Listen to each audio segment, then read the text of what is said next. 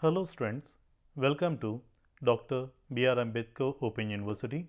Today we will be discussing Unit 8 Social Institutions part of BA Semester 1 Fundamentals of Sociology. In the social institutions, in each and every society we have institutions which are well established and have structured patterns of behavior. These institutions are going to commonly apply to customs and behavior patterns which are important to each and every society. We will be discussing about 5 major institutions: marriage, family, kinship, political institutions and religious institutions. Let us discuss about marriage as an institution. In each and every society, we have this marriage which is going to allow a boy and girl to get married, which allows them to set up a family, satisfy their biological desire, give birth to children and take care of the children. This marriage as an institution is going to regulate the sexual behavior of the individuals in the society. Marriage is universal, but it may not be the same in each and every society. According to Westermarck, he opined that marriage is a more or less durable union between male and female which is going to last after the birth of the offspring. And according to Malinowski, he defined that marriage is a contract for the protection and maintenance of children.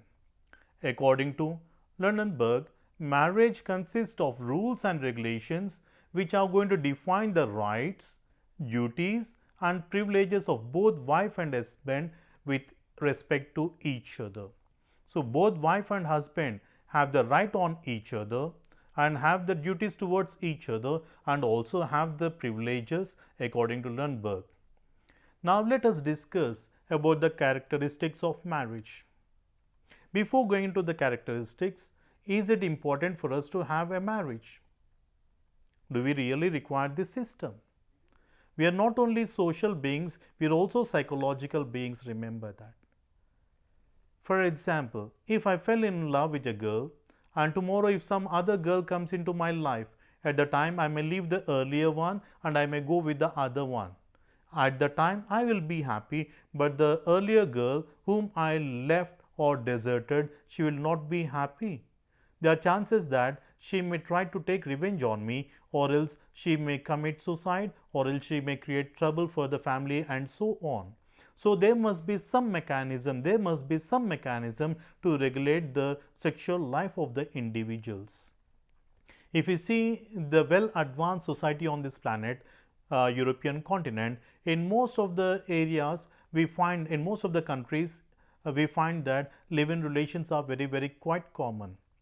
And even because there is no bond, there are no set of rules and regulations which are going to regulate the behavior, we have seen that separation has become quite common. That's the reason they have brought a law stating that if any boy and girl are in relationship for at least 4 years, then they have to register their marriage so that we can regulate their bond, my dear friends. Now, let us discuss the characteristics of marriage. The first one is it is universal in nature. It is there across the globe in all the communities, whether it's a primitive community, the tribal, rural or urban, doesn't matter. In each and every society, we will find this marriage system. And it is nothing but the relationship which exists between man and woman. However, there are certain communities, my dear friends, where gay and lesbian marriages are also being accepted, but not across the world. And whenever we talk about marriage, it is based on certain rules. With whom a person is going to get married, at what age, what are the conditions, all these are going to be mentioned. And the bond is going to be enduring. It also requires social approval. In each and every society, marriage requires approval of the members who are there in that particular society. And marriage is associated with certain civil and religious ceremony and also involves certain rights and obligations on both the spouses. Let us discuss the types of marriage. Marriages can be classified into 3 types: monogamy, polygamy and group marriage. Monogamy is a form of marriage in which one boy or one girl is going to get married to one girl or one boy at a time or in the lifetime. Then we call it as monogamy. It is a universally accepted form of marriage, my dear friends. This monogamy gives space for both the spouses to understand each other. When they understand each other, they try to cooperate with each other so that they can make a good family, my dear friends. The second form is polygamy. Polygamy is the form of marriage in which one boy or one girl gets married to more than one girl or more than one boy. We call it as polygamy. It is further divided into two types. One is polygyny and the other one is polyandry.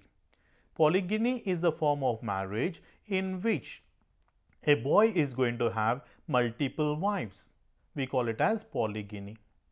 Polygyny is further divided into two types. One is sororal polygyny and the other one is non-sororal polygyny. If a boy is going to have, a male is going to have multiple wives, and if all the wives are sisters, co-wives are sisters, then we call it as sororal polygyny. And a boy has multiple wives, but the wives, co-wives are not sisters, then we call it as non-sororal polygyny. Then we have polyandry. If a girl is going to have multiple husbands or more than one husband, we call it as polyandry. Polyandry is also divided into two types. One is fraternal and the other one is non-fraternal polyandry. If a girl is going to have multiple husbands and all the husbands are brothers, then we call it as fraternal polyandry. And if a girl is going to have multiple husbands but they are not brothers, then we call it as non-fraternal polyandry. Both the epics which we have, Mahabharata and Ramayana, are the examples of this polygyny and polyandry. If you see in Mahabharata, Draupadi has multiple husbands. 5 brothers got married to Draupadi. It is an example for polyandry. And if you take the other epic Ramayana, in that Rama's father Dashrath had 3 wives. A person having more wives, we call it as polygyny. So both the epics are the examples for this polygamy. Then the third one is group marriage. It is a form of marriage in which 4 or 5 girls and 4 or 5 boys come together and they get married to each other, and all the wives are treated as the wives of the group and the boys are treated as the husbands of the entire group. So we find this in Brazil, and we also find this group marriage, but very rare among Nayars of southern India. When a Nayar boy gets married, after 3 days, he gives the freedom to the girl, and the girl has ultimate freedom to spend the time with any boy who are there in that particular area. But the children born to that lady are treated as the children of that particular husband only. So these are the 3 types of marriage which we find. Now let us see the rules and functions of marriage. We have endogamy and exogamy. Endogamy is the preferred form where people have to marry within the same religion and same caste or class, my dear friends, so that we can have unity. At the same time, we can keep the property intact. But at the same time, we also have exogamy. That means marrying outside a socially defined group. We have sapinda exogamy. Means children born to the same parents are not allowed to go for marriage. We call it as sapinda exogamy. If we see among Hindus, we have gotra, from where we are going to identify that we are the children, or we are going to trace it from a common ancestor.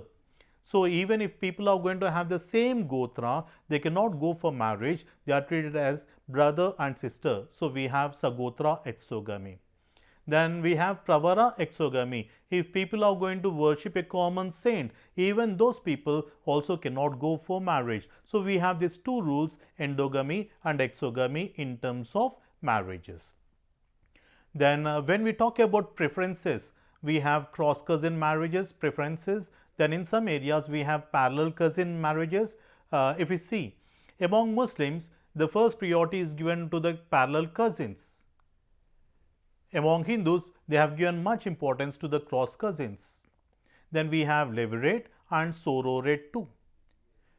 The functions of marriage, like it is going to regulate the sexual life, it is going to help us to establish a family, it helps us to have a new social life, it has the responsibilities of bringing up the children and then a place for the child in the society. But these marriages are also undergoing tremendous changes. In terms of partner selection, earlier parents used to select the partner for the child, but right now love marriages are taking place. Even the types of marriages like register marriages are taking place.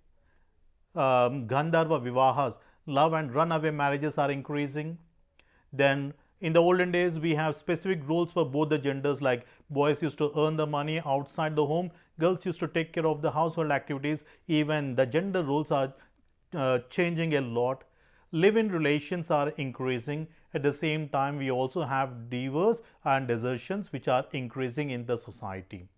And there are multiple causes for the changes in the marriage system: economical globalization, independent choice of in terms of selection of mates, changing in the norms and values which are there in the society, lack of responsibility towards the children, live-in relations, and so on, my dear friends.